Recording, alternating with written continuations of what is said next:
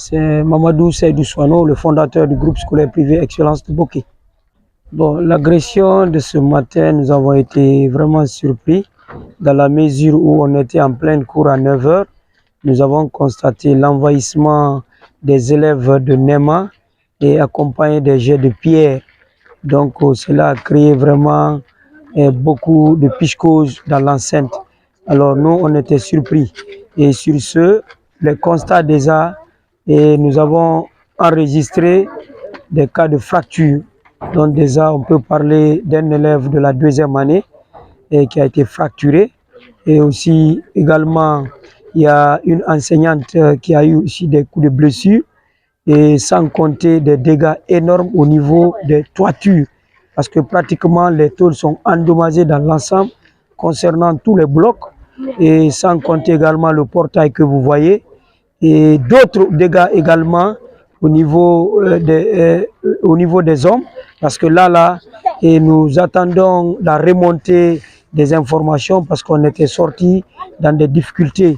Donc c'est pour vous dire que nous condamnons fermement cette agression, parce que c'est une agression qui a été planifiée. On ne peut pas dire que c'est spontané.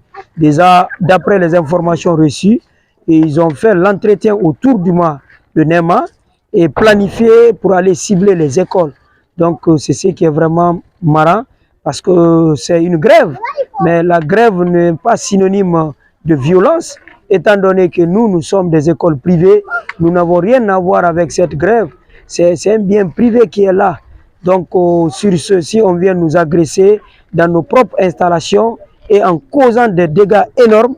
Donc nous allons porter plainte contre X et nous demandons l'autorité compétente de nous rétablir dans nos droits. Et moi, c'est M. Kamara Momouadama, directeur général du complexe scolaire Aldex de Boké.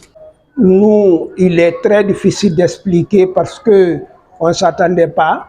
Donc le matin, on a reçu des appels que nous sommes menacés par certains élèves de Filira.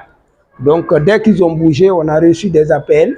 Donc nous sommes venus prendre des précautions. On a mis tous les enfants dans les salles de classe.